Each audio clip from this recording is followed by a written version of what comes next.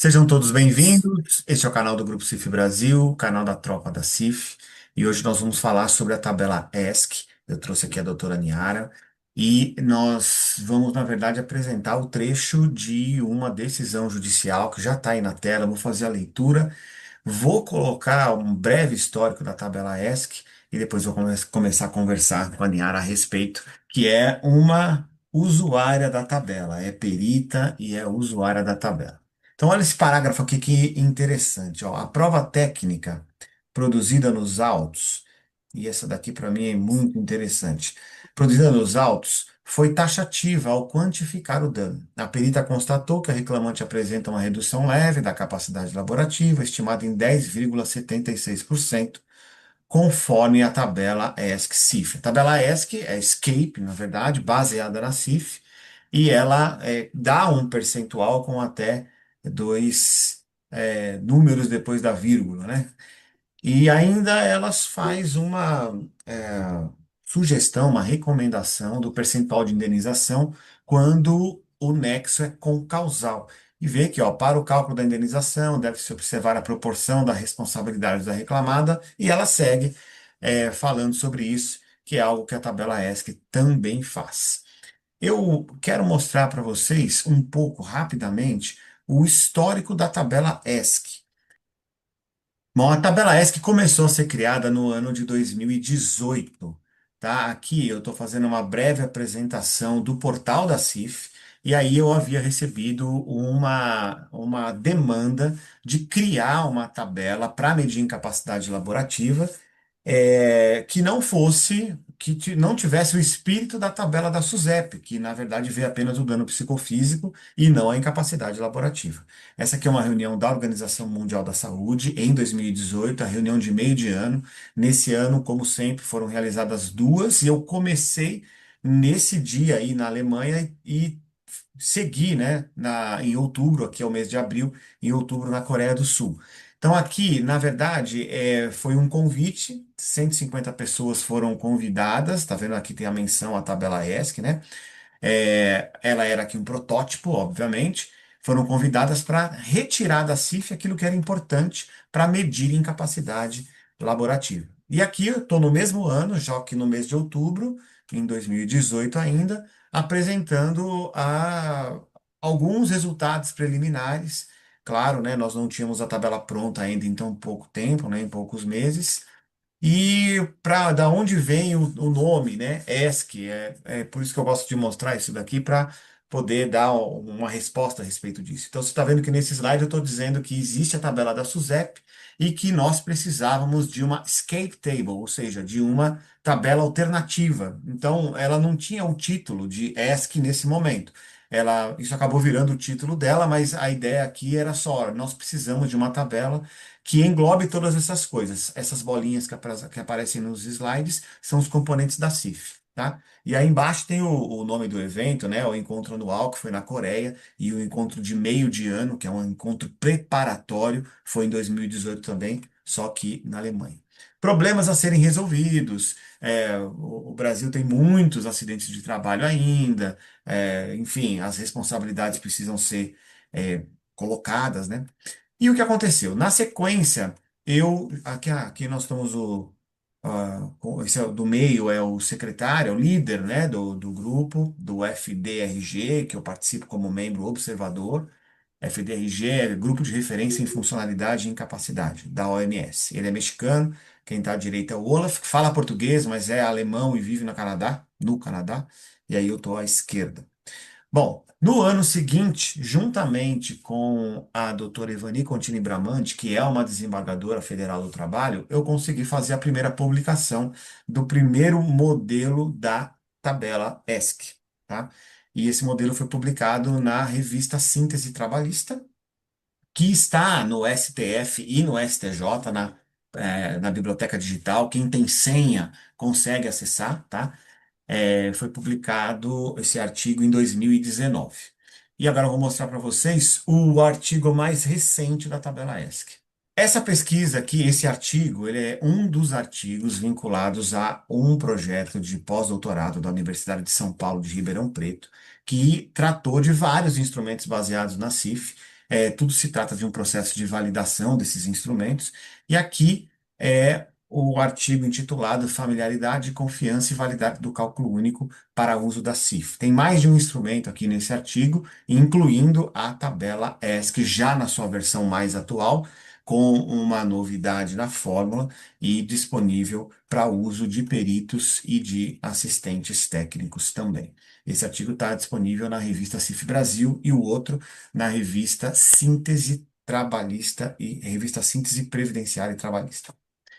Uma coisa importante que também aconteceu do ano de 2024 foi esse posicionamento da Ordem dos Advogados do Brasil, aqui em São Bernardo do Campo. Foi um evento que falou sobre a evolução, né, de como quantificar o dano, aí eu estou falando sobre incapacidade laboral e não apenas de dano corporal, né?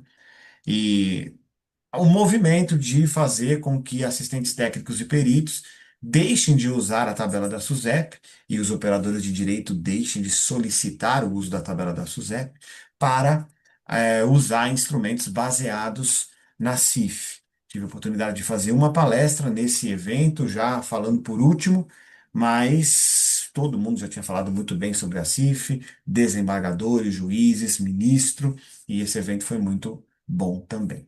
E hoje eu estou aqui com a doutora Niara, que é alguém que usa a tabela.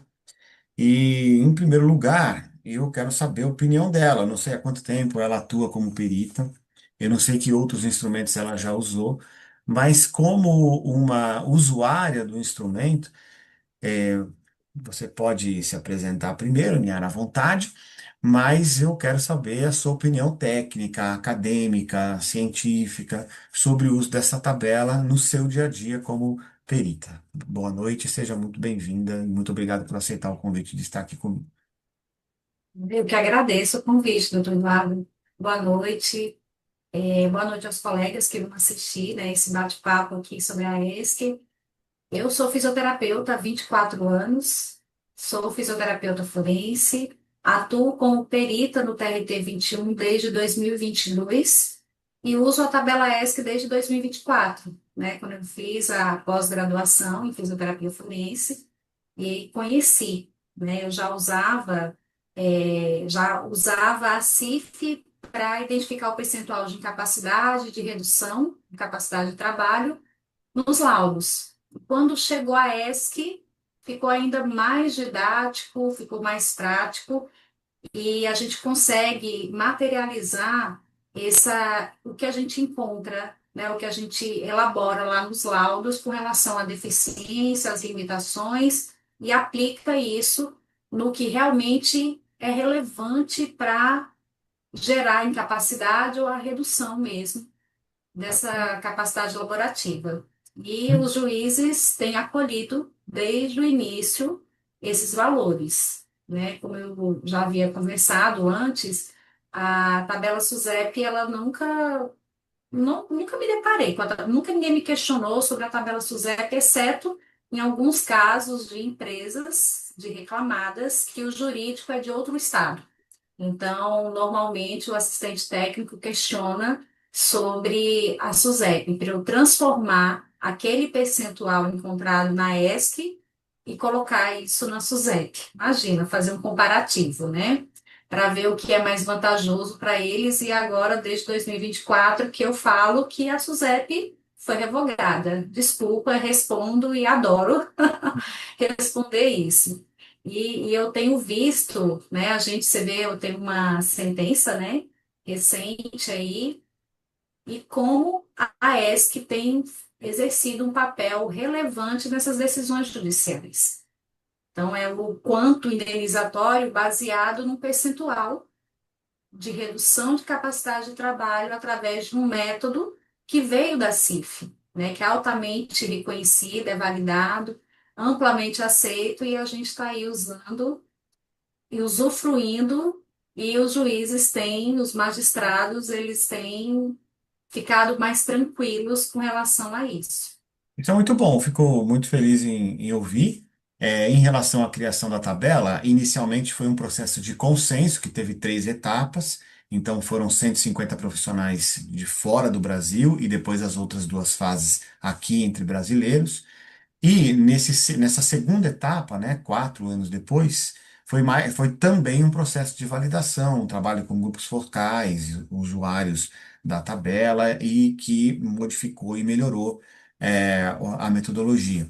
E alguns me perguntam, né, qual é a minha participação disso. A minha participação, basicamente, é de conduzir o consenso. Então, isso não é uma criação pessoal, ela não foi criada por uma pessoa, então ela não é criada por mim, não é exatamente correto dizer isso.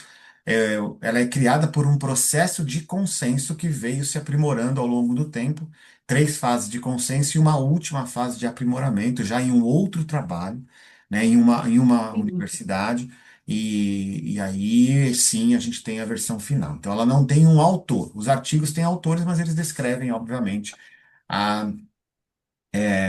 o processo de consenso. O artigo que eu mostrei aqui sou eu, meu professor, e tem uma companheira de pesquisa. Então, ali você tem uma fonoaudióloga, um fisioterapeuta e um médico. Dois Naquele autores. artigo, né? Isso, naquele artigo que conduziram o estudo. Agora, participaram do estudo profissionais das mais diversas áreas, inclusive peritos também, em todas as fases de criação, né, dessa tabela. Muito bom. Uma Isso. outra coisa que eu queria saber é assim, como é que você se sente em relação à tabela? Porque ela é um questionário semi-estruturado. Uma parte você tem umas perguntas prontas. Em outra parte você tem que codificar com a CIF.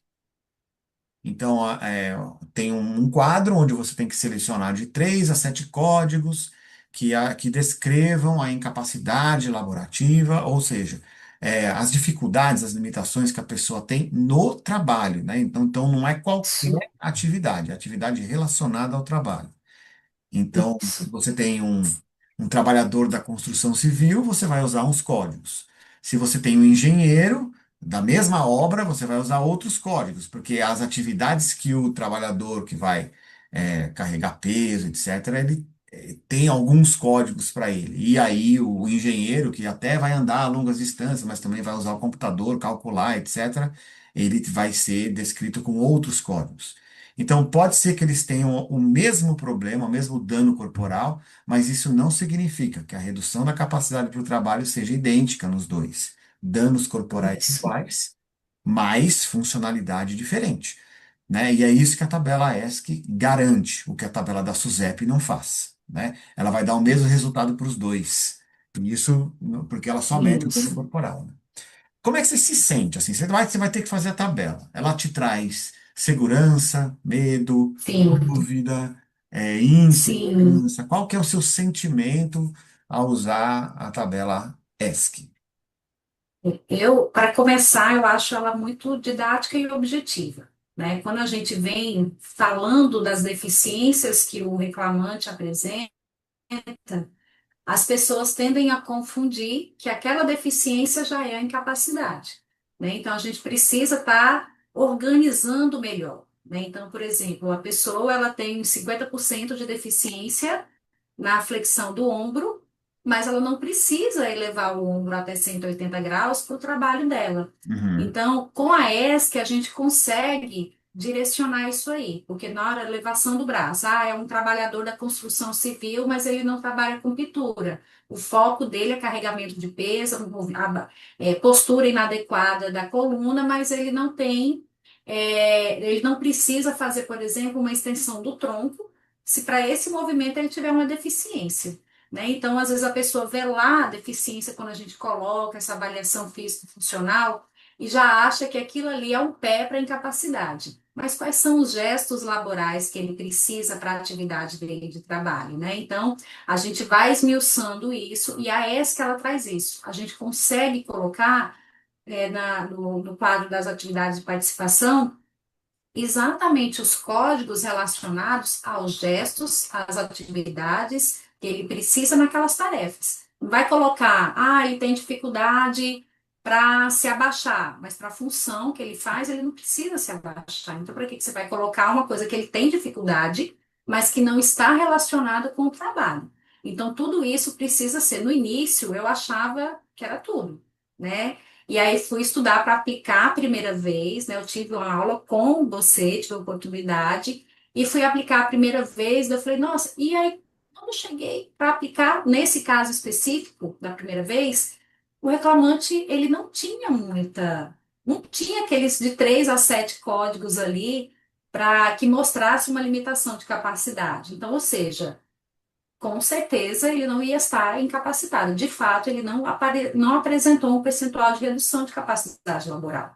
Uhum. E assim, e você consegue também colocar nos fatores ambientais, aquela segunda aba, né, dos fatores ambientais, a questão do sistema de trabalho, do ambiente de trabalho, do sistema, o que a empresa está concorrendo para que essa execução ela seja eficiente. Uhum. Existe tecnologia? Não existe? Então a gente consegue colocar isso na ESC e fica tudo muito claro. Então não é um percentual baseado apenas na deficiência funcional relacionada àquele trabalho. Ela traz essa nuance de como é esse sistema de trabalho, né?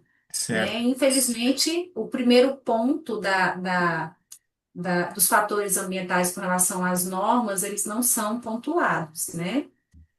Poderia ser, É, isso depende aí do né? consenso, como eu disse, né? E quem sabe em versões futuras. Uhum. Agora deixa eu perguntar uma coisa. Como tem sido a reação, do juiz? Você é perita do juiz, né?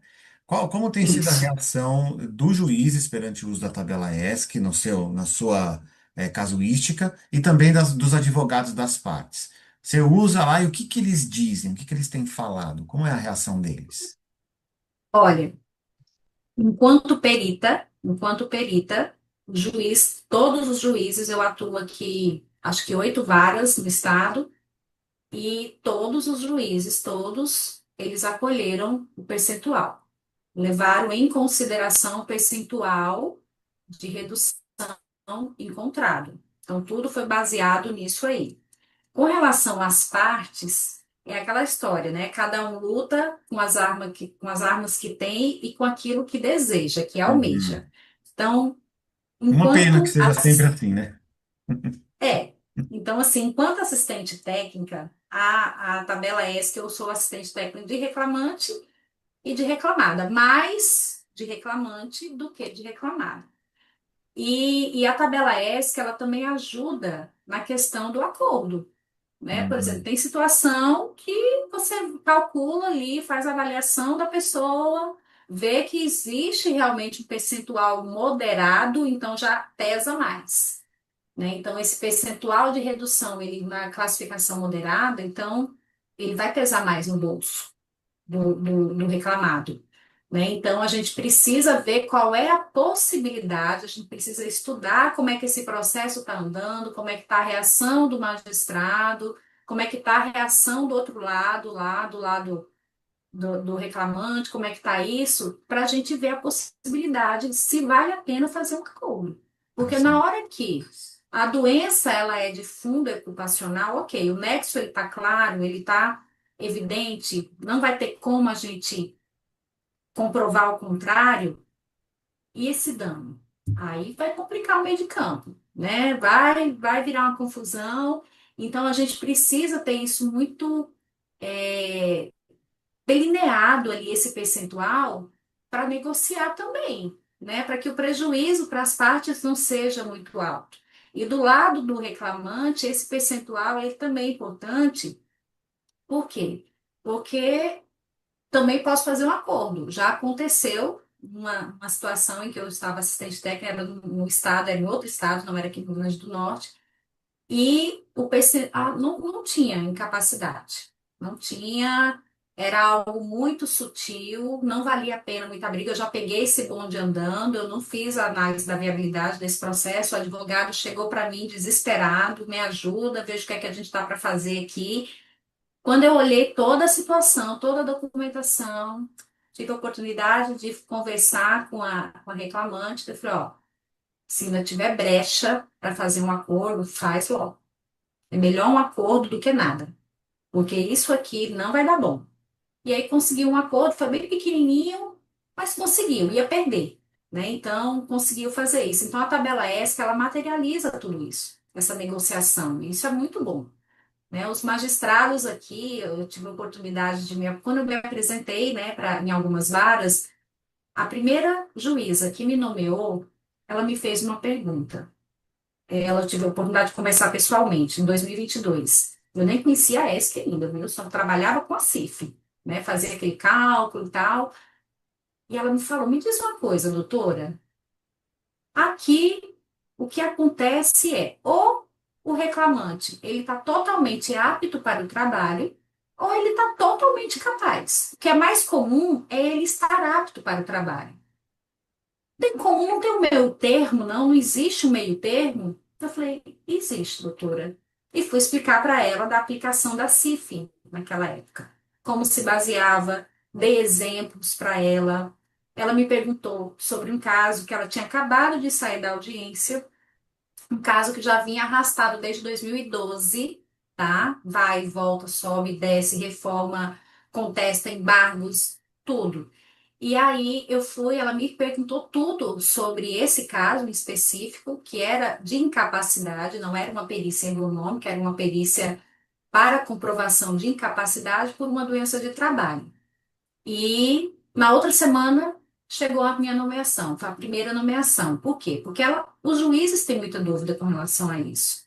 Porque os peritos aqui ainda hoje, a maioria são médicos, ou é 8 ou é 80.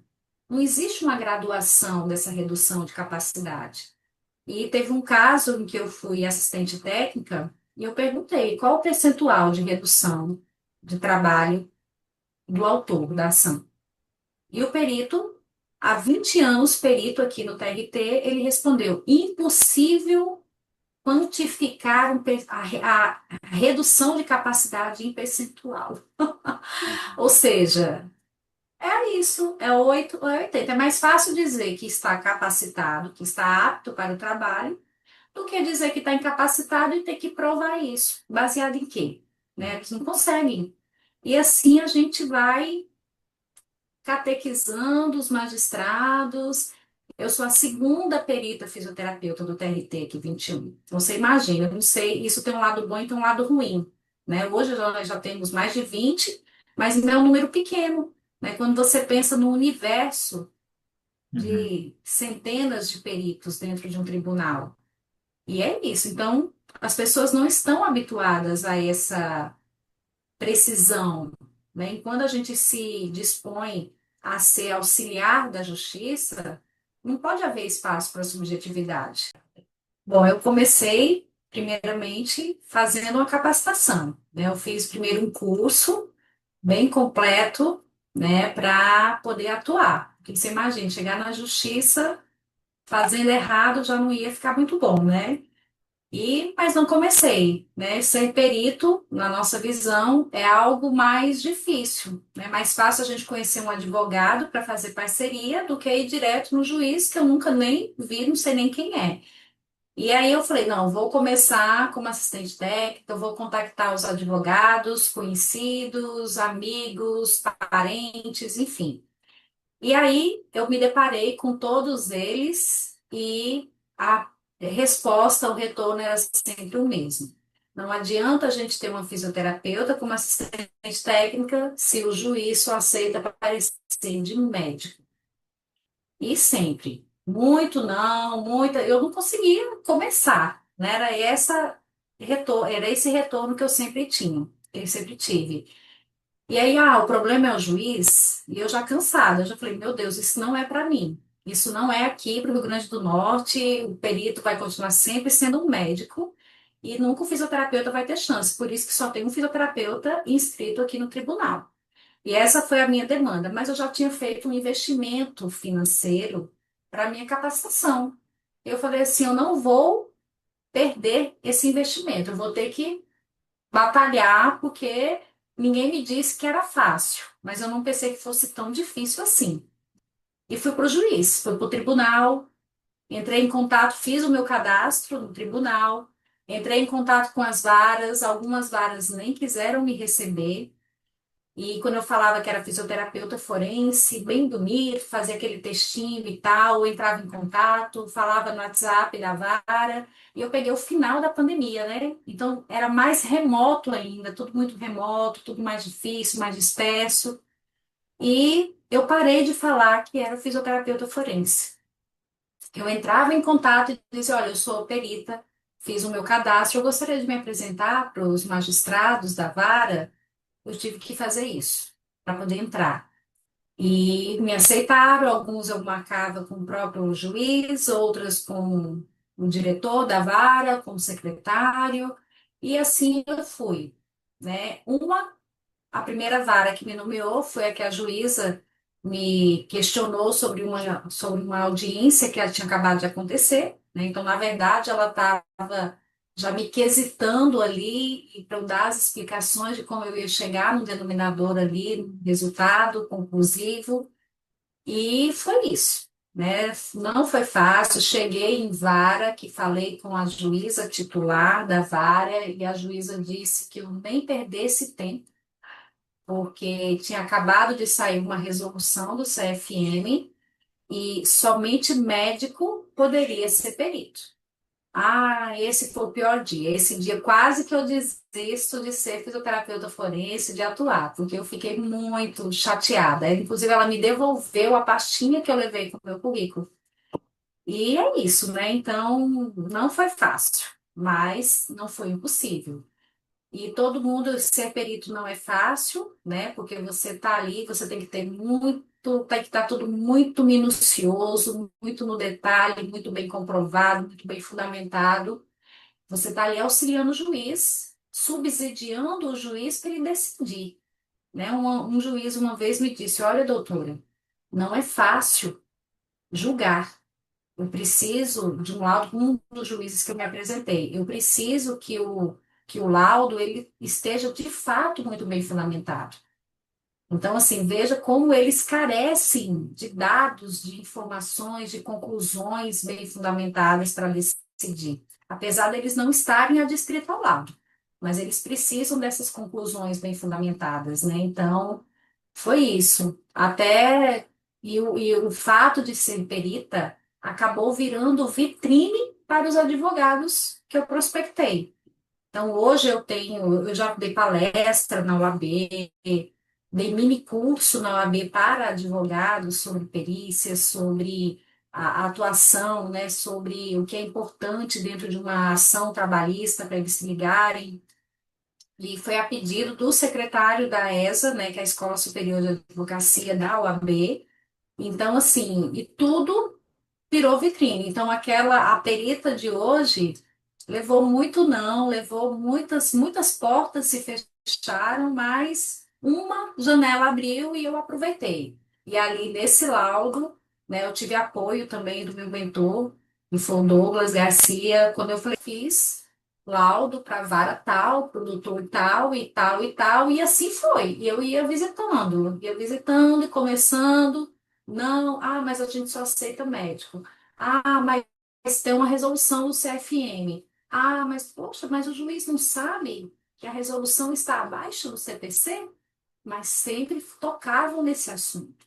Então, hoje eu tenho, né, atuado aí em 70, mais de 70 nomeações como perita, e tenho as assistências técnicas, jurisconsultoria também, tanto na área previdenciária também, que já tem. E minha intenção no início, viu, quando fiz o curso, era atuar na previdenciária, porque eu já vinha de uma instituição militar, né, eu sou militar da reserva, e já vinha nessa pegada, né, de comprovar incapacidade, de acidente de serviço, né, então já vinha e a vida foi me levando para trabalhista, e hoje eu tenho muito mais ação na Justiça do Trabalho do que na previdenciária.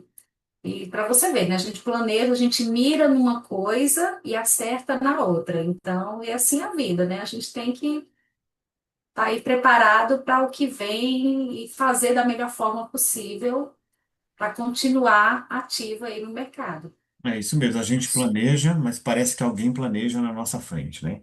É Clima de verdade.